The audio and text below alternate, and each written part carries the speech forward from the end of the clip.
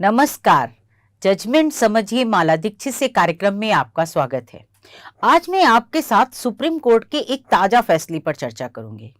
Supreme court ने आरक्षित वर्ग के उम्मीदवार के सामान्य वर्ग की सीट पर नियुक्ति के दावे पर 9 सितंबर को बहुत महत्वपूर्ण फैसला सुनाया है। कोर्ट ने उस फैसले में कहा है कि अगर कोई आरक्षित वर्ग का उम्मीदवार भर्ती के समय आरक्षित वर्ग को आयु सीमा में मिली छूट का लाभ लेता है तो बाद में वह अनारक्षित वर्ग यानी सामान्य वर्ग में माइग्रेट नहीं हो सकता और सामान्य वर्ग की रिक्त में नौकरी का दावा नहीं कर सकता अगर नियमों में इसकी स्पष्ट मनाही की गई है। यानी अगर सरल शब्दों में समझा जाए तो नियम स्पष्ट रूप से ये कहता है, अगर कोई नियम ये स्पष्ट रूप से कहता है कि आरक्षित वर्ग का जो व्यक्ति भर्ती के समय आरक्षित वर्ग को मिलने वाली छूट जैसे फीस में या आयु सीमा में मिली छूट का लाभ लेता है तो उसके बाद में उसे अनारक्षित वर्ग की सीट पर नियुक्ति के लिए विचार का दावा करने का अधिकार नहीं होगा। तो फिर चाहे वो व्यक्ति जो है आरक्षित वर्ग का किसी भी श्रेणी का हो आरक्षित वर्ग का, तो फिर वो चाहे अनारक्षित वर्ग से ज्यादा ही नंबर क्यों ना ले आए, फिर भी उसको वहां पर जो है अनारक्षित वर्ग के यानी सामान्य वर्ग की उसमें जो श्रेणी होगी उसकी रिक्त में नियुक्ति नहीं मिलेगी। ये सुप्रीम कोर्ट का जजमेंट आया है। तो ये जो जजमेंट आया है उसमें ये है कि नियुक्ति पाने का अधिकार जो है, अब यहां पर है जैसे उसे सामान्य वर्ग के कोटे में नियुक्ति नहीं मिलेगी, ये तो उसने कह दिया, क्योंकि अगर उसमें नियम में स्पष्ट रूप से इस बात की मनाही है। नियम ने कह दिया है कि आप नंबर ज्यादा पाएं तो भी आपको नहीं मिलेगी अगर आपने एक बार आरक्षण वाले वर्ग को जो लाभ दिए जाते हैं उन लाभ को अवेल कर लिया है, ले लिया है, तो फिर उस व्यक्ति को नौकरी नहीं मिलेगी। अगर ये स्पष्ट मनाही है तो नहीं मिलेगी। लेकिन साथ ही कोर्ट ने कहा है इसका उलट भी हो सकता है, यानी जो सुप्रीम कोर्ट का जजमेंट है वो ये कहता है कि ये तो परिस्थिति के हिसाब से तय होगा, यानी इसका उलट भी हो सकता है। अगर नियमों में स्पष्ट रूप से इस बात की मनाही नहीं है तो आरक्षित वर्ग का उम्मीदवार सामान्य वर्ग के अंतिम चयनित उम्मीदवार से अधिक अंक पाने पर सामान्य वर्ग की सीट पर नियुक्ति पा सकता है। तो सुप्रीम कोर्ट का ये जो फैसला है ये बहुत महत्वपूर्ण है और दूरगामी है। ये फैसला न्यायमूर्ति सूर्यकांत और न्यायमूर्ति जयमाला बख्शी की पीठ ने केंद्र सरकार की अपील स्वीकार करते हुए दिया है। ये 9 सितंबर का फैसला है जिस पर मैं आज आपके साथ चर्चा कर रही हूं और इस फैसले में सुप्रीम कोर्ट ने केंद्र सरकार की अपील स्वीकार करते हुए त्रिपुरा हाई कोर्ट का अर्धसैनिक बलों की भर्ती में आयु सीमा में छूट का लाभ लेकर भर्ती परीक्षा में शामिल हुए ओबीसी अभ्यर्थियों को बाद में सामान्य वर्ग में माइग्रेट होने की छूट देने और नियुक्ति देने का जो आदेश दिया गया था उसे खारिज कर दिया है, उसे रद्द कर दिया है, जिसे अब सुप्रीम कोर्ट ने ये फैसला हाई कोर्ट का खारिज कर दिया है। और ये जो मामला था जिस पर हम चर्चा कर रहे हैं ये स्टाफ सिलेक्शन बोर्ड यानी एसएससी की जो 2015 की अर्धसैनिक बलों की सिपाही जो जनरल ड्यूटी के होते हैं उनकी भर्ती से संबंधित था। तो इस मामले में अब आगे बढ़ने से पहले थोड़ा हम लोग ये भी जान लेते हैं कि केस क्या था, मामला क्या था। 2015 में स्टाफ सिलेक्शन कमीशन ने BSF, CRPF, ITBP, SSB, NIA और एसएसएफ और असम राइफल्स में राइफलमैन की भर्ती की अधिसूचना निकाली, यानी एक विज्ञापन निकाला गया और भर्ती प्रक्रिया में भाग लेने के लिए 18 से 23 वर्ष की आयु सीमा तय थी। लेकिन आरक्षित वर्ग को इस आयु सीमा से छूट दी गई थी, जिसमें कि ओबीसी वर्ग के जो लोग थे उनको आयु सीमा में 3 साल की छूट दी गई थी।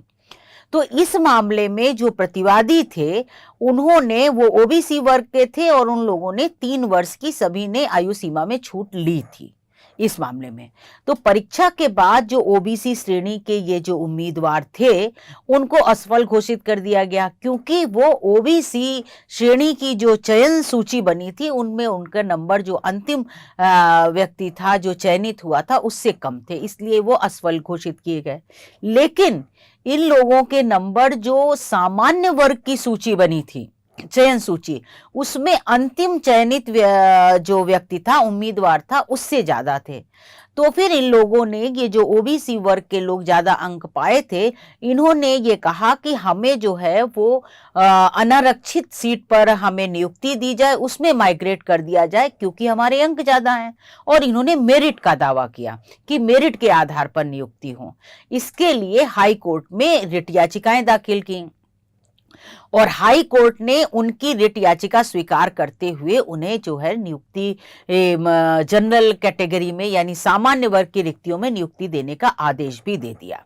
जबकि केंद्र सरकार ने इसका विरोध किया था। केंद्र सरकार ने 1 जुलाई 1998 का एक ऑफिस मेमोरेंडम हाई कोर्ट में पेश किया था इस आदेश को रिव्यू के समय, और कहा था कि यह नियुक्ति का आदेश नहीं दिया जा सकता क्योंकि इस ऑफिस मेमोरेंडम में जो 7 जुलाई 1998 का है, स्पष्ट रूप से मनाही की गई है कि अगर कोई आरक्षित वर्ग का उम्मीदवार आरक्षित वर्ग को मिलने वाले लाभ, छूट जो है उसको अवेल कर लेता है, जैसे आयु सीमा में छूट है, फीस में है, तो उसको कंसीडर नहीं किया जाएगा जनरल कैटेगरी में माइग्रेट करने के लिए और उस पे नियुक्ति के लिए।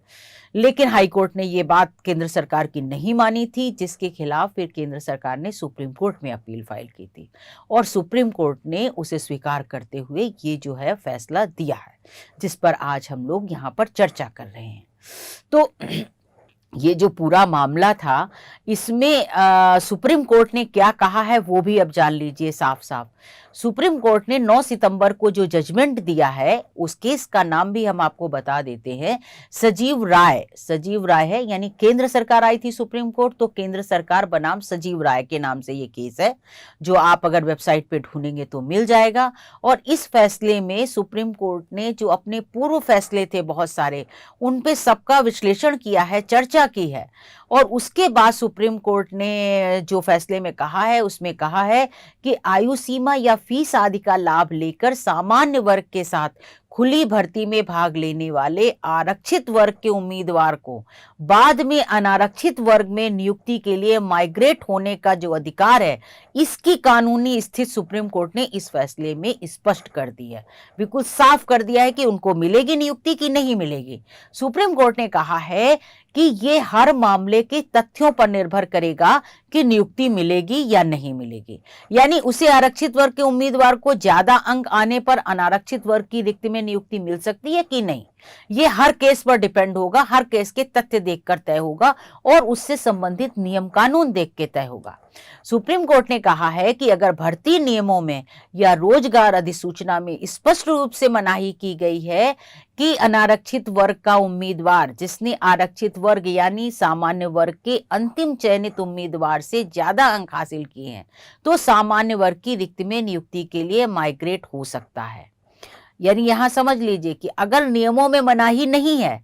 तो फिर अगर आरक्षित वर्ग के उम्मीदवार ने अनारक्षित वर्ग यानी सामान्य वर्ग के अंतिम उम्मीदवार से ज्यादा अंक ले लिए हैं परीक्षा में, तो उसको नियुक्ति मिल जाएगी सामान्य वर्ग में। लेकिन अगर नियम में इस तरह की स्पष्ट तौर पर मनाही की गई है, तो फिर उसको सामान्य वर्ग में जो रिक्त है उसमें माइग्रेट नहीं किया जा सकता और उसको वहां नौकरी नहीं मिल सकती है, ये सुप्रीम कोर्ट ने कहा है। तो अगर स्पष्ट रूप से मनाही है तो फिर तो नहीं मिलेगा। यानी सीधी सी बात है कि आरक्षण का जो लाभ ले लिया है वो मेरिट में आने के बावजूद वही रोड़ा बन गया है, वो आरक्षण ही रोड़ा बन गया भर्ती में, ऐसा हो जाएगा। ये सुप्रीम कोर्ट का जजमेंट है, अगर बहुत सीधे सीधे शब्दों में इसको समझा जाए। क्योंकि अगर उसमें आपने पहले आयु सीमा में लाभ लिया, जैसे ही प्रक्रिया में शामिल होने के लिए मान लो ओबीसी का कैंडिडेट है और उसकी आयु ज्यादा है लेकिन उसको आयु सीमा में छूट मिली है और उसने उस छूट का लाभ लेकर के भर्ती परीक्षा में शामिल हो गया, तो परीक्षा में शामिल होने के बाद अधिक अंक अर्जित करने के बावजूद अगर नियम ये कहता है कि आपने एक बार आरक्षित वर्ग का लाभ ले लिया है तो आपको कंसीडर नहीं किया जाएगा सामान्य वर्ग की मेरिट में, तो फिर उसको सामान्य वर्ग की मेरिट में नौकरी नहीं मिलेगी, नियुक्ति नहीं हो सकती है। ये साफ साफ सुप्रीम कोर्ट ने अपने फैसले में कहा है। क्योंकि 1998 का जो ऑफिस मेमोरेंडम है जिसको केंद्र सरकार ने आधार बनाया था, उसमें इसकी मनाही की गई है कि ऐसे व्यक्ति को जो सामान्य वर्ग की सीट पर नियुक्ति के लिए विचार नहीं किया जा सकता है। तो ये सुप्रीम कोर्ट का जो फैसला है, ये भविष्य के लिए स्थिति स्पष्ट करता है। अगर नियम कानून ये कहते हैं कि आरक्षित वर्ग में मिलने वाला लाभ या छूट लिए जाने पर बाद में भर्ती में आपको सामान्य वर्ग में कंसीडर नहीं किया जाएगा मेरिट आने के बावजूद, तो फिर आपको वो मेरिट में नहीं मिलेगी। यानी आरक्षण जो है, जिसका लाभ शुरू में ले लिया गया है, वही रोड़ा बन जाएगा मेरिट के अंक पाने के बावजूद। ये बहुत महत्वपूर्ण फैसला है, इसलिए आज मैंने इस पर आपके साथ चर्चा की है। फिर कोई ऐसा ही महत्वपूर्ण फैसला आएगा तो मैं उस पर आपके साथ जरूर चर्चा करूंगी। आप इस कार्यक्रम में मेरे साथ शामिल रहे, इसके लिए बहुत बहुत धन्यवाद।